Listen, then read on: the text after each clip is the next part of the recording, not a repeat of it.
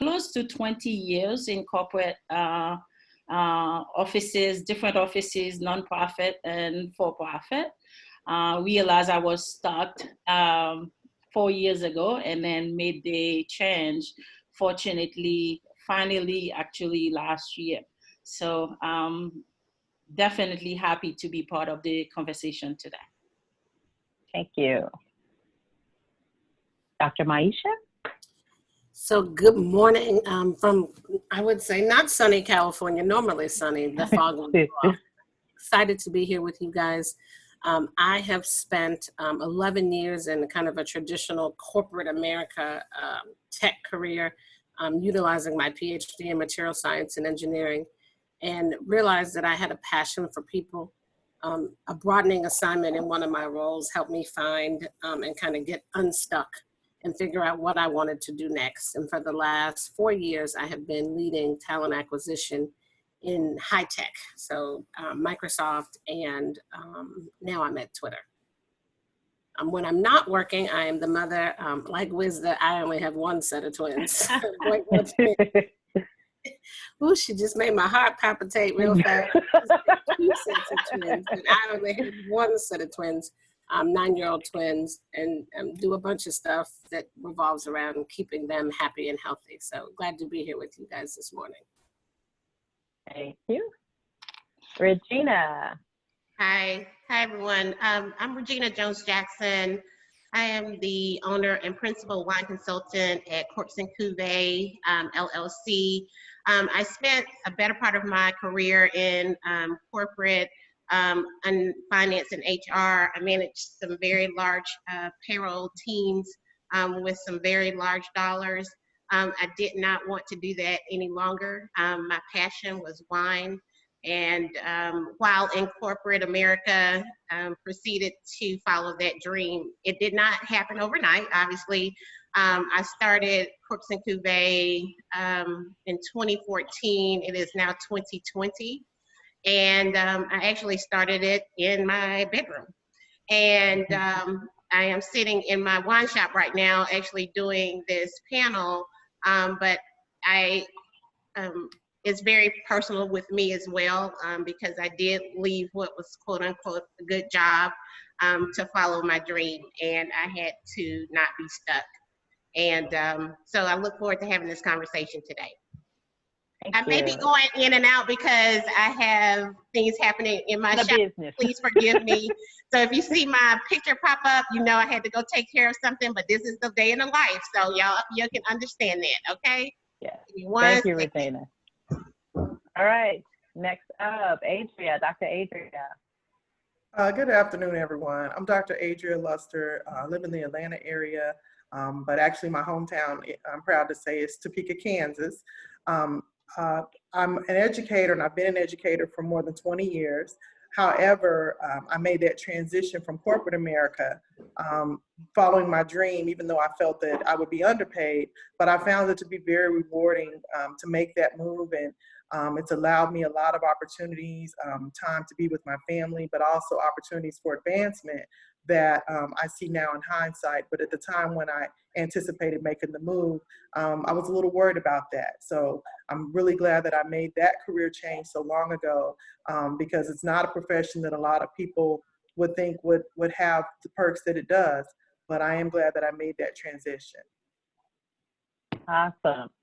So I hope everyone's excited. I know I'm excited. You ready to get into this discussion, because these women have awesome stories, and they have been through what many of you may be experiencing now. So don't forget to drop your questions in the chat box, and let's go ahead and start with, just to ground ourselves on this whole thing about being stuck. And then I'm going to share the results from our poll in a second. Is stuck is any place you may find yourself unable to move past where you are today toward where you want to be tomorrow. And sometimes getting unstuck is about making small changes to move forward. And that's what we're going to really talk about, is how do we start to make those small changes before you put a business plan together. Submit a license if your dream is to start a business and to pivot from where you are, or if it is like Maisha, to completely change career paths. It starts with you first understanding it takes small changes. So let's see where everyone was. I'm going to share the results from our poll. Can everyone see that? My panelists, you're unmuted, so you can at least tell me if you can see it. Yes. All right. So 41% of you guys, almost every day I go to work, you feel stuck. 75% of you, 23% of you felt like 75% of the time. And then you can see that 23% of you felt 50% of the time you feel stuck. So we're talking to the right crowd, right, panelists? We're talking to the right crowd today. Everyone, thank you for taking the poll, and for those that missed it, sorry about that, but you can see that you're not alone with how you're feeling if you could see your stuff on there. So let's jump in and start with the first strategy that we want to talk and hear a little bit about your perspective, panelists, when you were kind of going through some of these career changes. First strategy up is how you think. It starts with your mind is where it starts. And just to take a little bit from the language on there is you must believe, one, that you can achieve success. So wherever you are in that stuck journey, the beginning, the middle, or the end, or just so frustrated you want to quit, you got to believe that something else is out there. And then the fact that you have to stop comparing yourself to others. It's a huge one. It's difficult to live up to a metric that changes with everyone you meet. So one of the changes, I'm background in science and now own my own business. And not measuring myself against the standards that others have. So who wants to take the first stab? And I'm going to stop sharing so I can see your faces here of my panelists. Who wants to talk about mindset first? I'd like to go first. Okay. I want to talk, briefly about my experience because unlike some of the other panelists, I was very young when I took the step. I relocated to the Atlanta area. I just finished my MBA. I'd been working in corporate and I really thought that I could move up the ladder. And I worked for a very prominent company in the area. And I had an experience where I kept getting shunned, but it wasn't just me, or a few people kept getting shunned, due to nepotism in the office. And I think the final straw for me was I trained a young man for about 3 weeks. And he was just finishing his bachelor's and was hoping that he could get a position. And there was a position for advancement that everyone was vying for. And we found out that actually he received that position. So basically, he was kind of brought in. And I felt really upset of the fact that I trained someone and now they were going to be my supervisor. It was very unfair. And so I became very angry. And I wanted to share the fact that anger can really be a strong motivator because sometimes when we doubt ourselves, we feel a little pity, we feel unsure. But sometimes anger can really be that thing that pushes us. And that was what pushed me to make the change. At the time, I was a single parent. I was worried about how I'd pay my bills. And I just started to strategize. I said, I'm going to save my income tax refund. I'm going to save my last bonus check. And if I've got 4 months worth of bills, I think I can, make a change with that. Mm-hmm. So I just wanted to share that sometimes we have to look at other ways to motivate us to step out there. Maybe it is anger that might fuel you. That's okay. That is still an emotion. But at the same time, I'm glad that I had that experience because that anger is what pushed me. And I honestly think that because I'd stayed for so long out of fear, having that trepidation of, wondering if I could take care of my children, I might still be there. So I just wanted to throw out there that if you're feeling that, let that be what pushes you to make that change. All right. Anger pushes. Who's next? Who wants to share? Mindset. Starts up here first. I will go. Let me go because with me, it's a little different. I have been in corporate America for the longest time, and I've held a lot of good jobs working for Fortune 500 companies. I started my career with Bristol Myers Squibb. That opened door for me for a lot of opportunities that I would otherwise not have had. So I never really had to struggle to get a job. What my frustrations have been over the year is the double standard that exists in roles and in office and corporate America. Mind you, work was created as something that was to be good, right? Enjoy, something that we were supposed to enjoy. And I find myself having to enjoy my work at the time when I'm sitting at work because of my commitment to my career. However, when I get home, that's when I crash. I feel very down all the time. And then I have to put my HR and corporate face to go and support my client, support my leaders, and coming back home, I always never felt that I was fruitful because I was so empty, seeing the double standard, seeing me creating culture fit performance management, for instance, that was not being followed by the leaders, seeing me having conversations about counseling someone for the same thing leaders are doing that don't get reprimanded for. So it was really me wanting to enjoy finally the people that I work with and the career that I've always wanted. And as a result of that, after many years of being insecure about the big paycheck, how am I going to make a living with 5 children, mortgage and homes and other things that as mothers and professionals we've come to get used to. So I had to finally say enough is enough, and then change the way that I thought about being comfortable as far as material stuff, being comfortable, and then realize a lot of things can come after the fact. I needed to be happy, and that's how I thought about it and made the change eventually. So. All right, who's next? Thank you. I'll jump in because I think for me there was expectations. I think when you attend prestigious universities, I think what kept me stuck in doing things that weren't making me happy in a role is that when you go to MIT, you go to Northwestern, you get a PhD, there's an expectation that you will do that.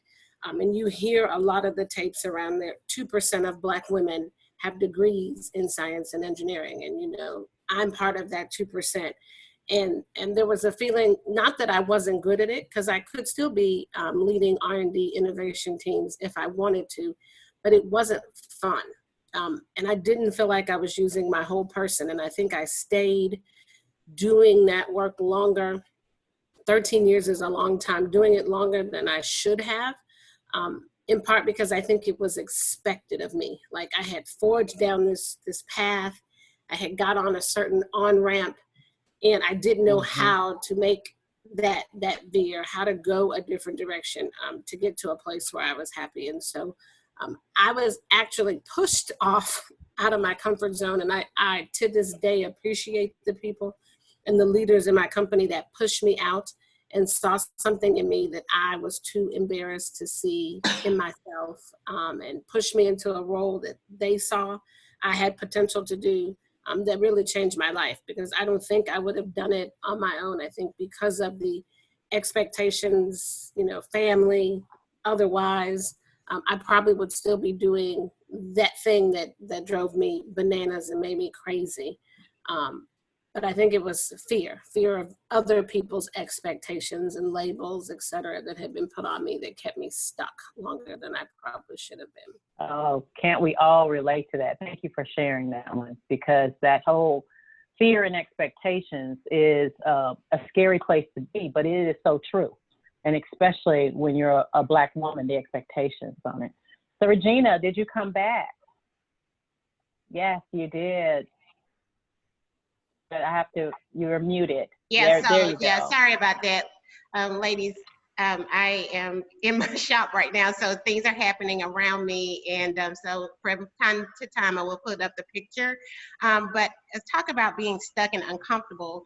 I was doing everything that was expected. I went to college, got the degree, got the job, getting the promotions, and so I wasn't happy. I really felt I was occupying somebody else's space. It really wasn't my job. And so as soon as I was able to say to myself, okay, Regina, you really are working somebody else's job. This is not what you want to do, because everything outside of my job was what I love to do. So basically, I was working to finance the things that I love to do. So instead of me doing that, I decided to do the things that I love to do and still be able to live my life in a happy manner. Because I think people die a long time before being unhappy and stuck. So, yeah. Awesome.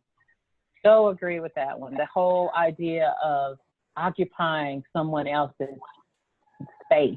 Isn't that a good way to reframe the frustration?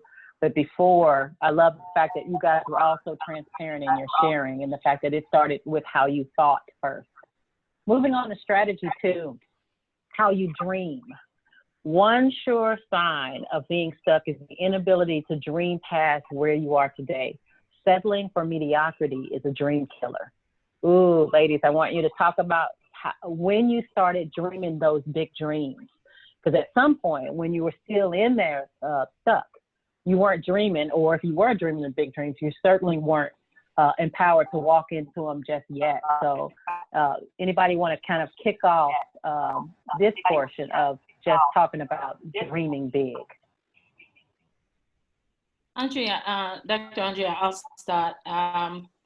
You know, and I guess part of me moving to where I am today was because I was always dreaming about creating a culture of appreciation, a culture of accountability as an HR leader throughout my career. And every time I try, you know, I would offend some people. I would offend some leaders. And I continue to try because I believe in creating a culture where everyone has an opportunity to grow, because that's who I am as a leader. And I continue to dream this way. I continue to share my ideas with leaders. I continue to be part of the team versus pushing my career up. Because once you push your dream to some extent, sometimes you become the sore thumb, and everyone is afraid of you because you are stepping on toes. And especially in my role, I was always the person sitting down and say, hey, no, you can't do this. That doesn't make any sense. Let's talk about it. And I always dream of creating a culture where people were accountable. And that caused me to want more. Every time I look at my career, I felt like I was never the decision maker. And I felt like some for to do bigger and better. And I think never let go of the dream of making and creating a better culture for people has led me here today.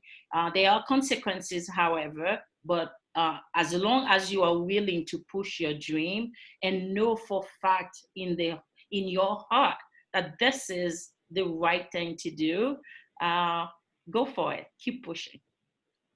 Okay, thank you. And who's next? So this whole theme about dreaming big, it starts somewhere. Sometimes dreaming can be scary. Anybody got a perspective on that one when you started to really dream big outside of where you were? I can share. You know, as I said, I went from corporate America and went back to working in the area in which I had my BA for English and education. So at the time, I kind of felt like I was taking a step backwards per se.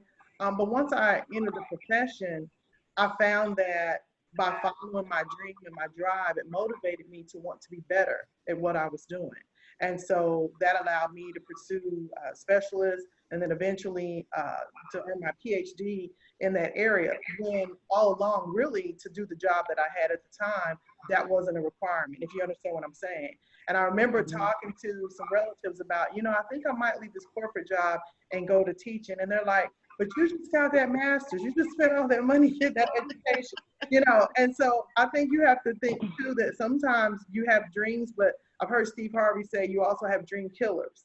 And just as, you know, Dr. Bryant just said, everybody might not understand your dream. Sometimes you have to monitor who you share your dream with, because there are people that might not understand your motivation. They may try to kill your dream, maybe because they can't see it for themselves. they can't see it for you. Sometimes a lot of people fall into that trap as well. And especially, I have to be honest, women of color. When I worked on my PhD, I studied women in leadership, and all of them said that that was something that they faced at that time. And the irony of it was that women of color are the highest educated in our country and even globally in some settings. So it's not that we don't pursue education, but oftentimes we have those barriers with people feeling that we're not good enough. There's a double standard with us having to be twice as good to be, able to do the job.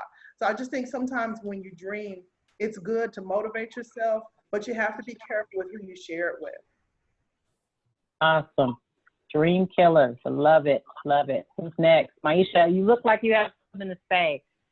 Well, no, I just was reflecting as Dr. Luster was speaking about dream killers around mediocrity. I have found that folks I have crossed on my journey that have set their mind to do something just aren't mediocre people. And I think by default, a lot of women and people of color, mediocrity is not allowed. And so, that to me isn't what gets in the way of dreams. I think when you're following your passion, it doesn't feel like work. And when you're walking in your purpose and doing what you're supposed to be doing, mediocrity is definitely not like in the equation because you're doing what you're supposed to be doing. It's easy, it's fun.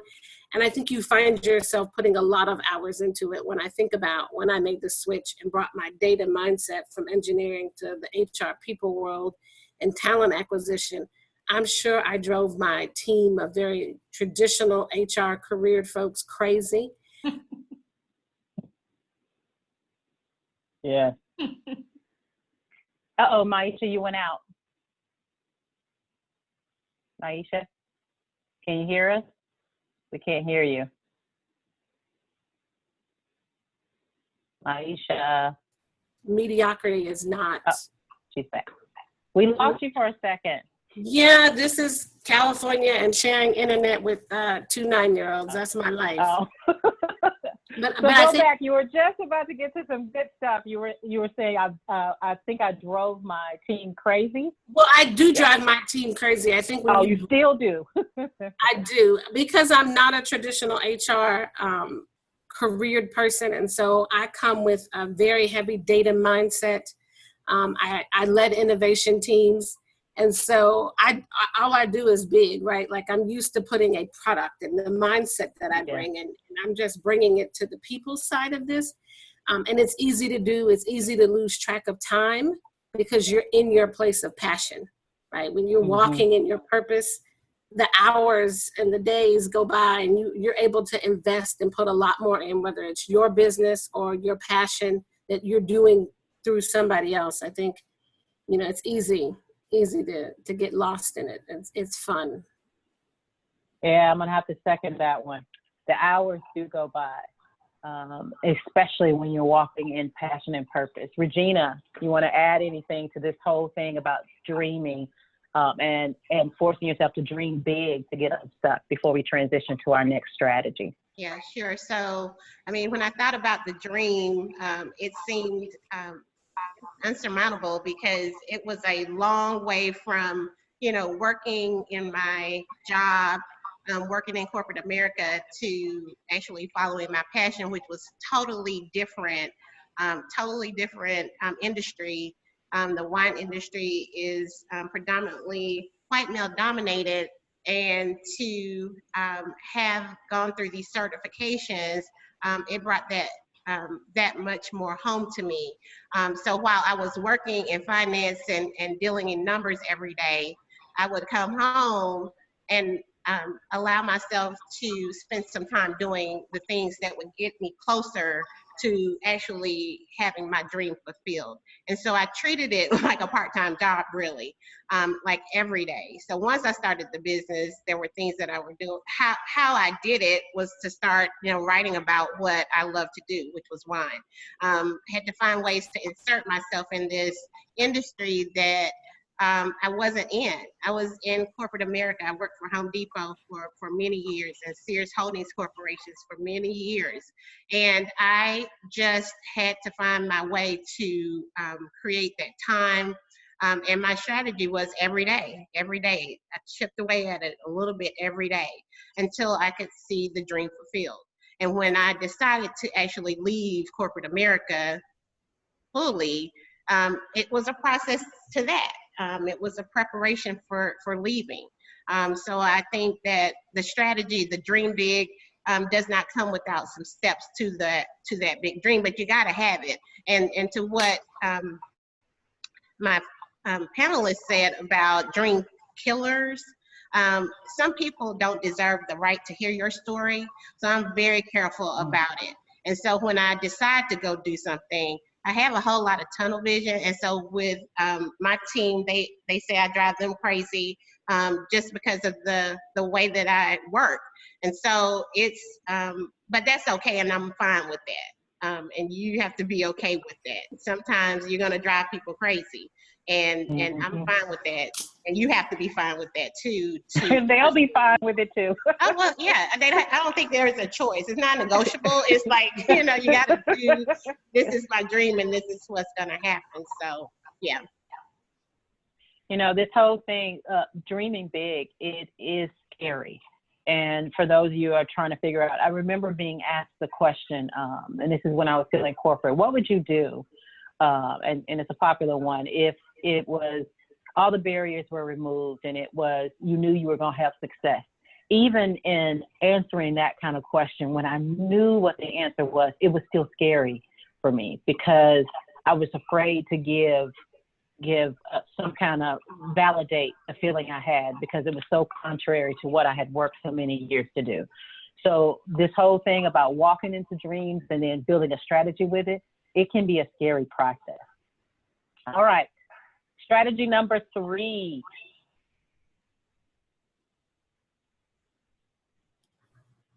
How you dream, but then it's how you put it into action. And you guys actually started addressing this one. You got to do something different if you're feeling stuck. And if you don't know what the dream is, you still got to do something different. You got to build habits that enable you to be successful and change your attitude towards your capability, leveraging your network and building new relationships. So, when I quit corporate, not only did I leave the job, I also left the state and then started a new business in a new state. And talking about wiping the slate clean, it was new habits, learning how to, where I had someone managing my calendar before, and now I'm managing my calendar. I'm the CEO, the CFO, you name it. You're all of those when you're your own business person. And you have to put it into action. You can't just say, hey, I want to do it, and boom, it just happens. And I think a lot of times it's easy for people to say, yeah, I want to start a new business. But man, being an entrepreneur is a hustle. You work all the time with it. So anybody want to talk about putting it into action when you actually had to strap up the boots and start to move forward?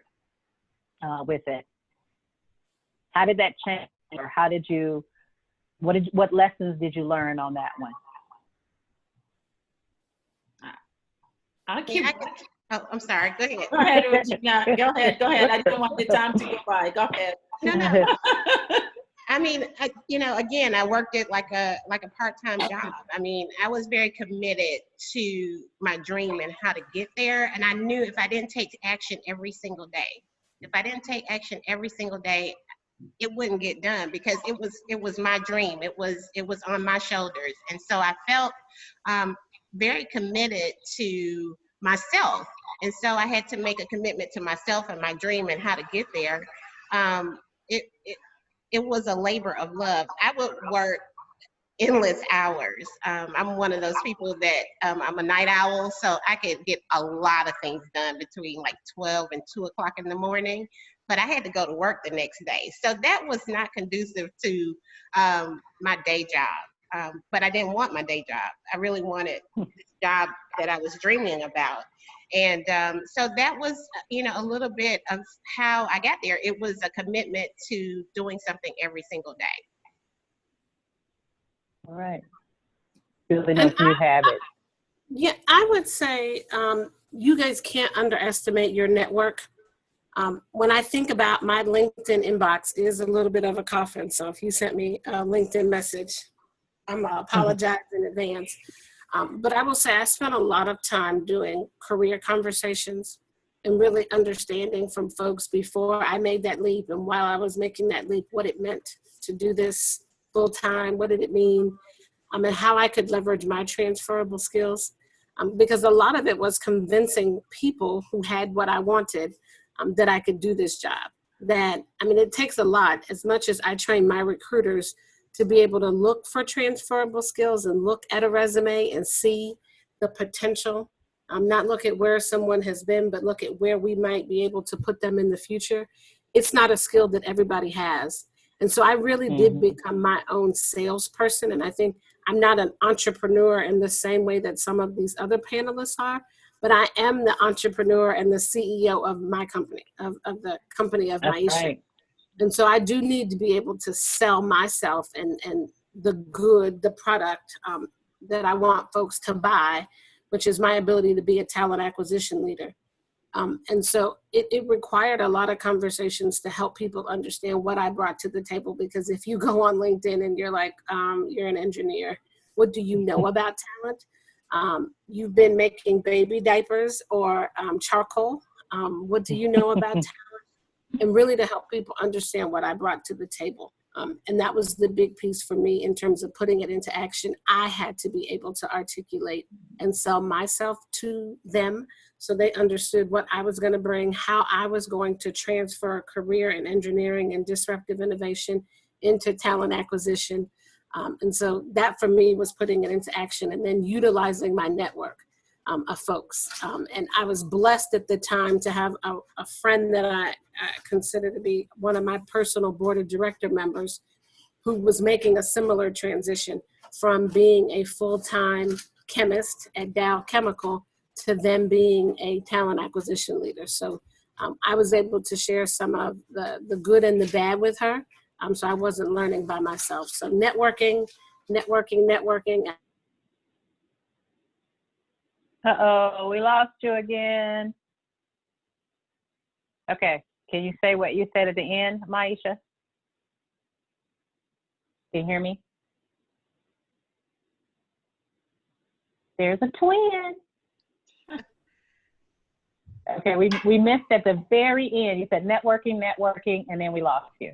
And then I would say selling yourself. Okay, selling yourself. Yep. Okay, awesome. I like to Networking. I'd like to also add that networking is valuable, but also within that networking, it sometimes helps if you can find a mentor or someone that's went through the process or something similar.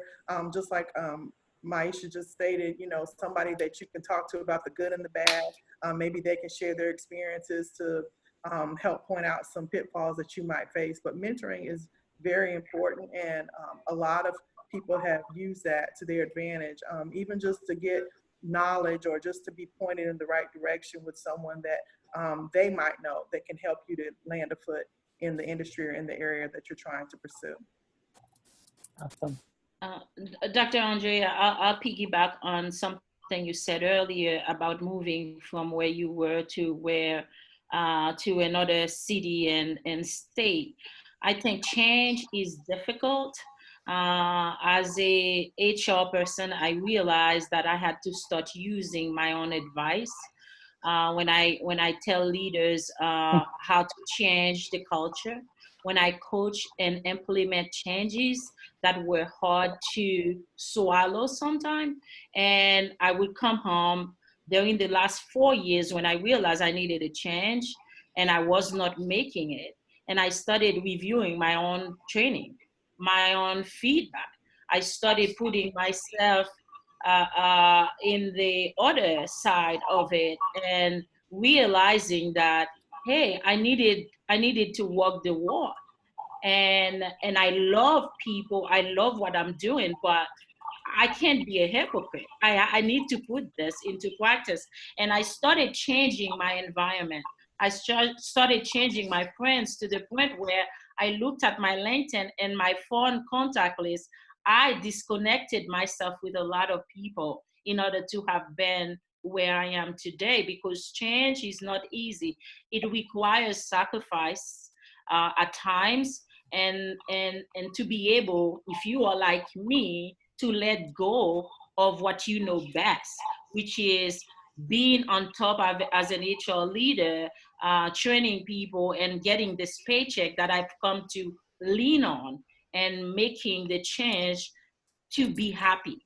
So I am right there with you. Priceless, that happiness. Mm-hmm. All right. And for our last and final strategy for today, man, it goes by fast, doesn't it? Get down to the good stuff. Number 4, and with this one, because I do want to leave time for Q&A, how you press past the challenges. I want our panelists to kind of respond to this whole thing about self-doubt and fear of failure. And even as you moved out and started to make the transition, when that first door closed, if it did for you, how did you start looking for another key? Just talk about that one. And with this one, I want you guys to answer this in more of a rapid fire kind of way, so that we can make sure we open up and answer some of these great questions that are coming to the chat box. So, how you press past the challenges?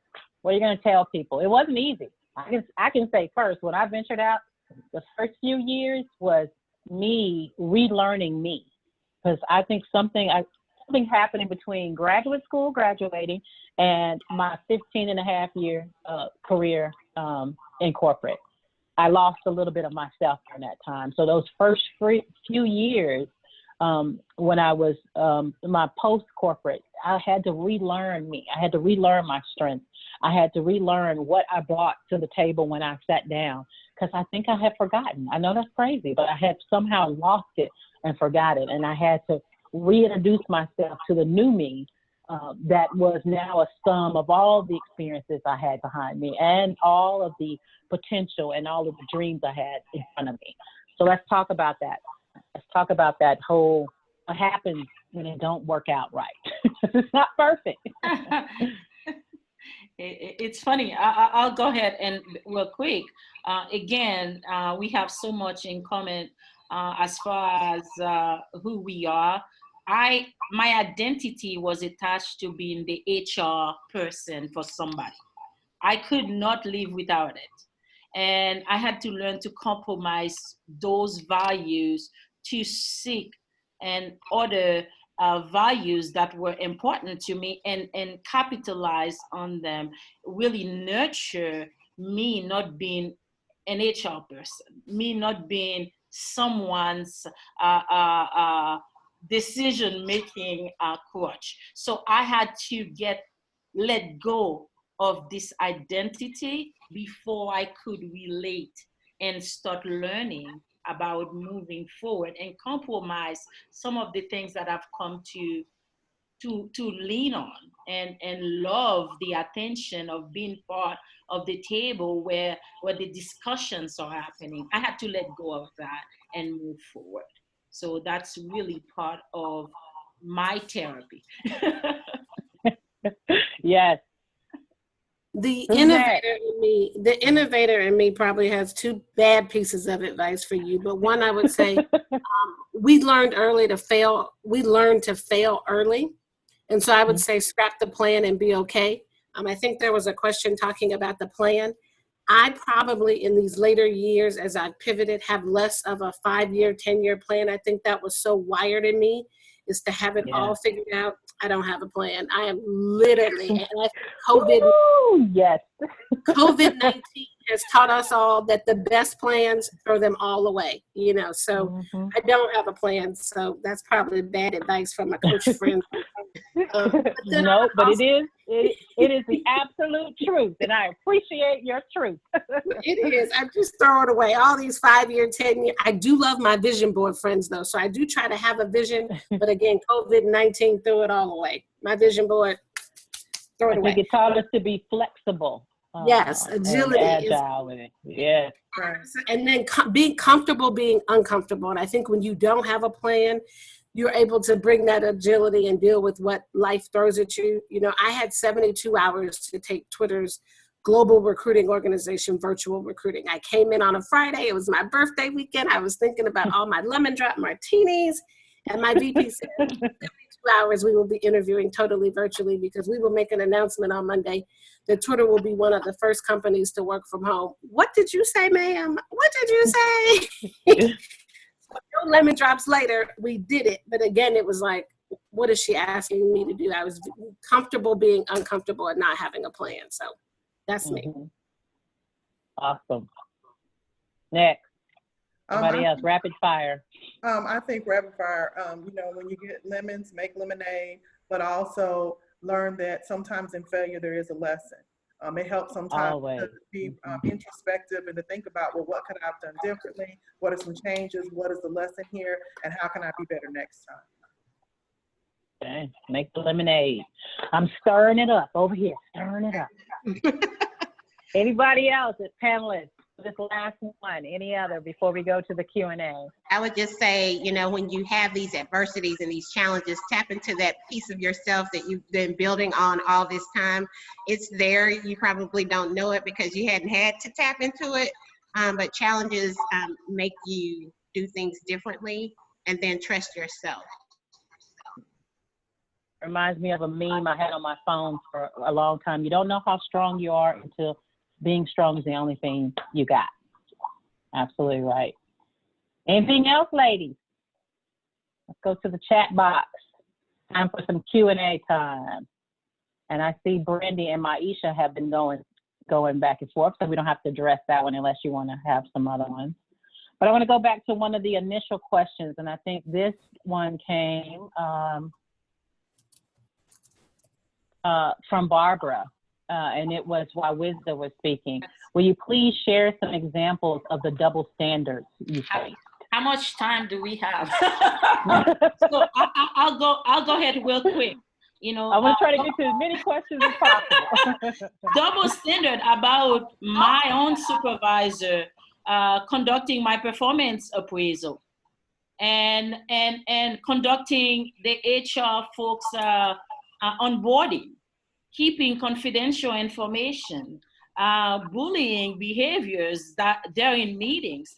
There's a lot of that going on. Like, for instance, I am going out there as a regional HR person, banging on doors, having managers do their performance reviews, having managers train, having managers train on how to take care of their employees, but my own leaders are not doing it.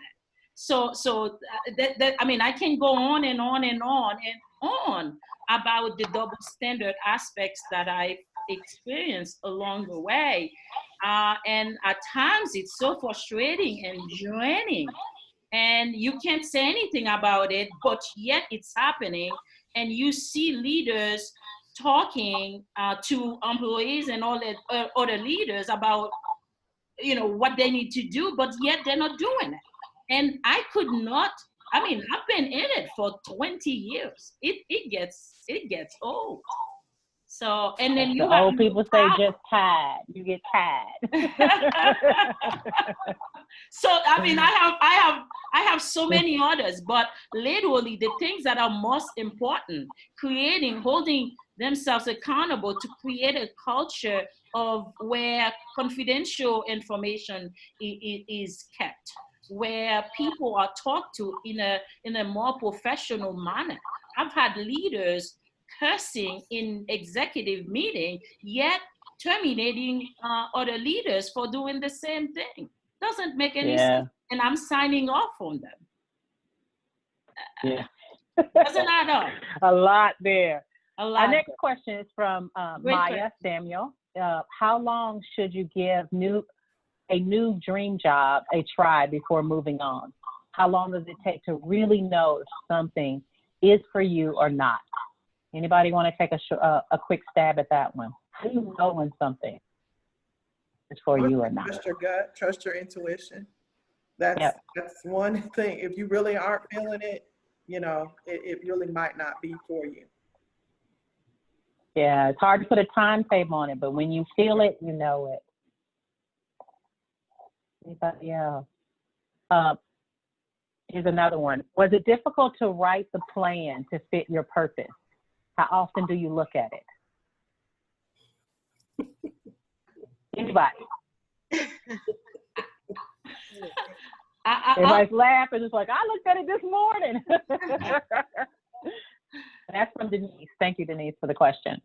I'll go at it. I strongly support writing a plan because it keeps you focused as a leader. However, we talked about agility and also being flexible. You must be flexible, because if you're not flexible, you're gonna fail. Because sometimes the plans that you had, even now, 6 months ago, does not apply. It's not applicable anymore. So you have to be willing to sit back and look at it and try to manage it accordingly. You cannot say, I'm not gonna have a plan. I mean, strategically, it's really, it's chaotic. But at the same time, you must be willing to sit down and look at it and keep it. A plan for me, how I see it, is like a vision. My vision is always in front of me, and the plan as well. But I go by what is going on. I look at the plan and say, that doesn't apply anymore. I need to move on. So you have to be ready nowadays to do quick changes and quick thinking, and not let yourself tie down with the plan that you have written 2 years ago or 6 months ago, for that matter. Or yesterday. Oh, yes. But have a plan now. Yes, yes. Anybody else? We have time for one more question. And Brandy, did you have another question you need for the panelists, or did you get everything you needed from Aisha?